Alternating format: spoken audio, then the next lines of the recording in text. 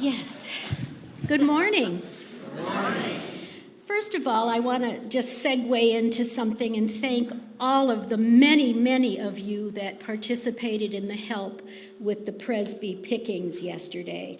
It was such a blessing to have so many of you show your talents and your fortitude to come out so early in the dark to make a very successful day. So, good morning. Each of us is important to the body of Christ.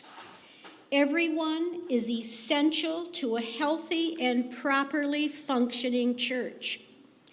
Every believer must see his or her membership as an honor, a privilege, and a joy. This past week, our pastors began the opportunity for each of you who accepted a book, I Am a Church Member, to come and talk about it, to ask questions about it. And we have one more time available after fellowship today in the fellowship hall. Today we are blessed to have two members of our congregation who wish to share with you their feelings about their relationship at Fountain Hills Presbyterian Church. Please welcome Maria Berry, Elder for Finance.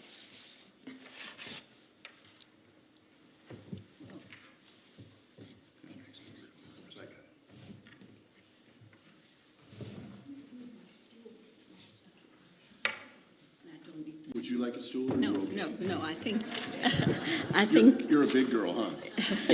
Yeah. Good morning. I'm Maria Berry, and I have been a member of Fountain Hills Presbyterian Church since October 2000.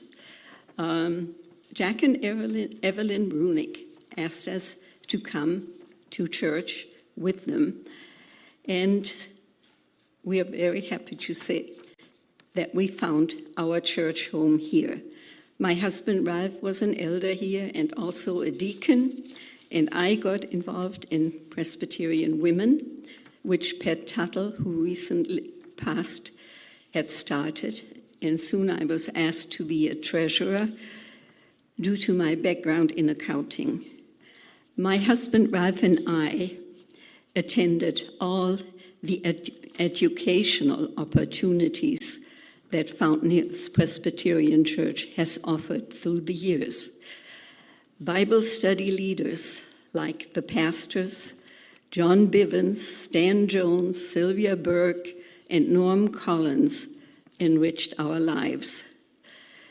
For as long as I can remember, I've had a strong faith due to my growing up in Germany during World War II and the post-war years.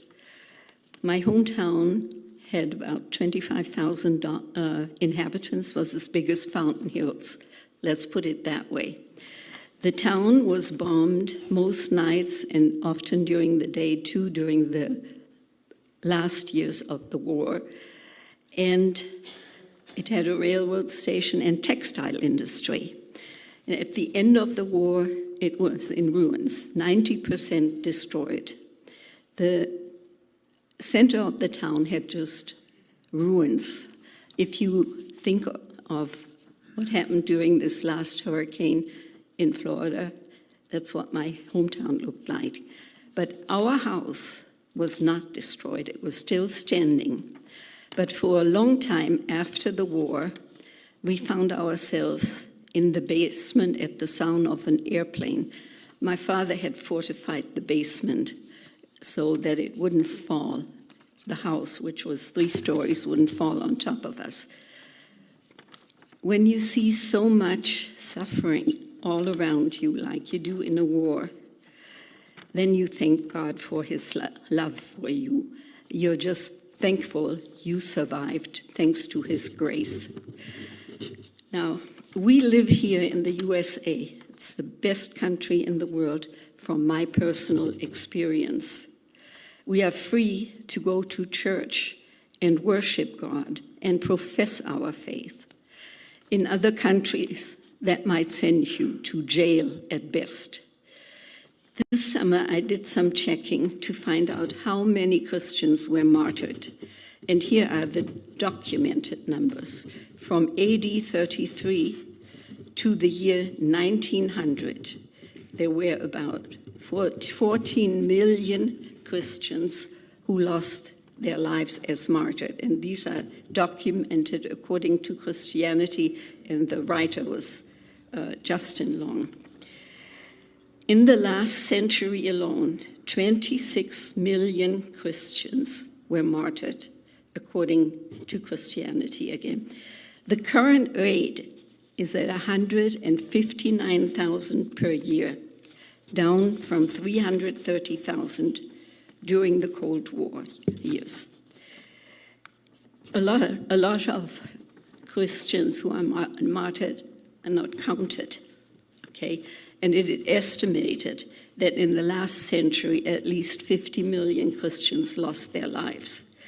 The worst offenders are communist and Muslim countries.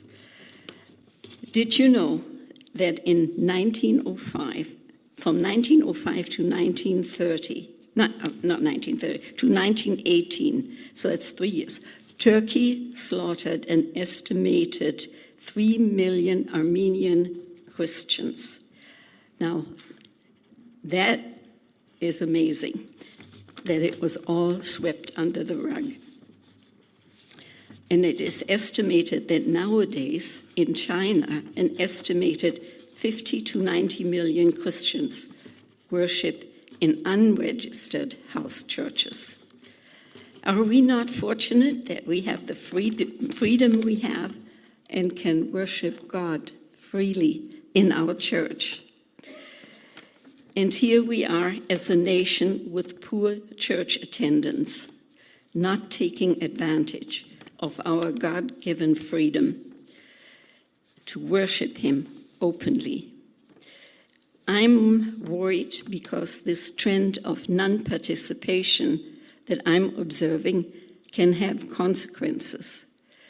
I observed this trend in Europe in the early 90s.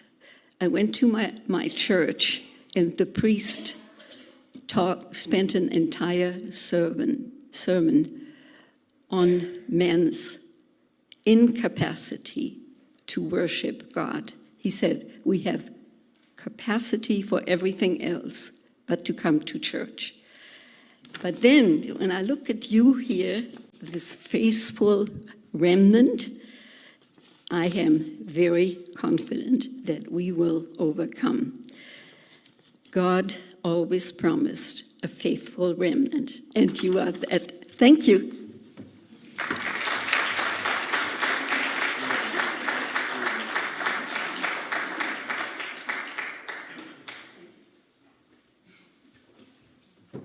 Thank you, Maria. Now it's our pleasure to hear from our deacon, Phil Katz.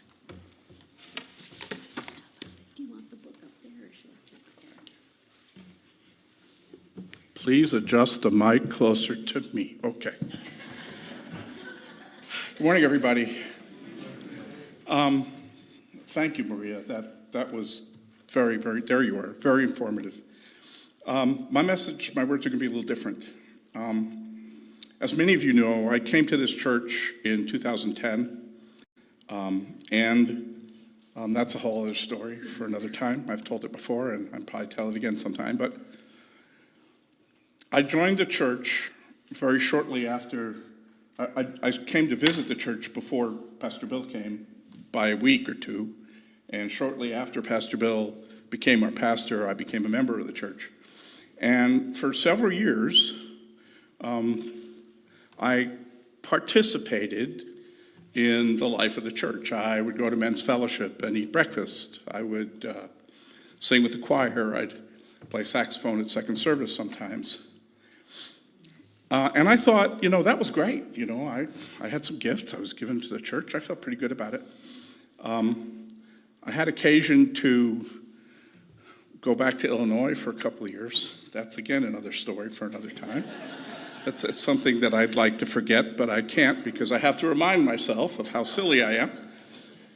And when I came back, something extraordinary happened. Linda Warren, who was at the time moderator of the deacons, came up to me at fellowship where I was busy stuffing my face and said, "Would you like to be a deacon?" And I'm like, "Oh my God, really? You want me to be a deacon?" It's like, I don't know what this deacon thing is, but yeah, sure. I mean, anything I can do to, be part of the church.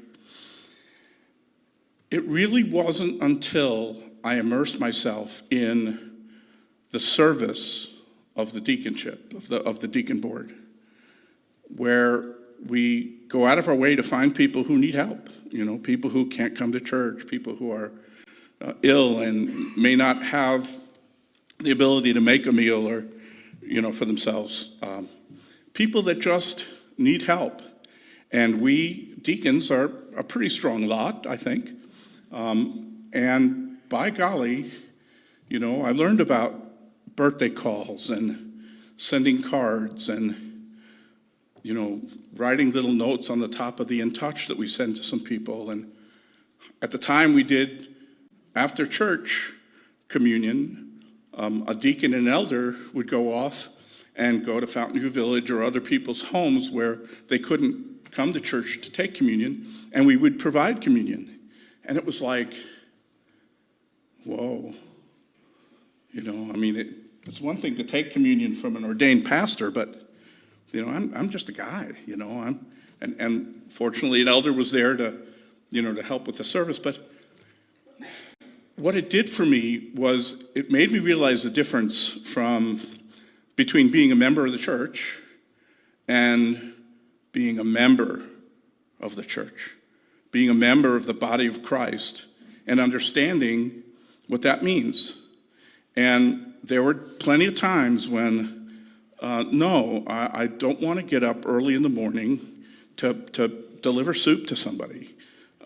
But when you do that, and you see the gratitude on the faces of the people that we serve, when you get the cards from people and calls from people that say, your card, your thoughts, your prayers for us meant the world to me. I was fortunate enough to be at dinner with some good friends of ours, Linda and I. And Tony was in the hospital for some time. Connie was running around, taking care of stuff, trying to do this, trying to do that. She had her family with her. She had a lot of help. But just the thoughtfulness of the people that called her and sent her cards and brought a soup or just said, we're praying for you. We love you and we want you to be okay. And who would have known that, a couple of short years later, that woman who invited me to become a deacon, I invited her to become my wife. And so, and I've been married like 3 times before. This isn't something that is, I take lightly. So, well, okay, come on. I walked into that one. Great. You should have stopped me. Anyway, I just want to say that, we all have a lot to do in our lives. We have families to take care of. We have work, those of us who are still working. We have other things that we volunteer for, and a lot of things going on. But I would venture to say that there's nothing that I do, and I've done a lot, I am involved in a lot of things and I work, that's more rewarding than what I do now. So, be a church member, but also think about where your gifts and your energy can support some other members of the family of Christ, the body of Christ. Thank you very much. Thanks, Phil. Do you have to help me down?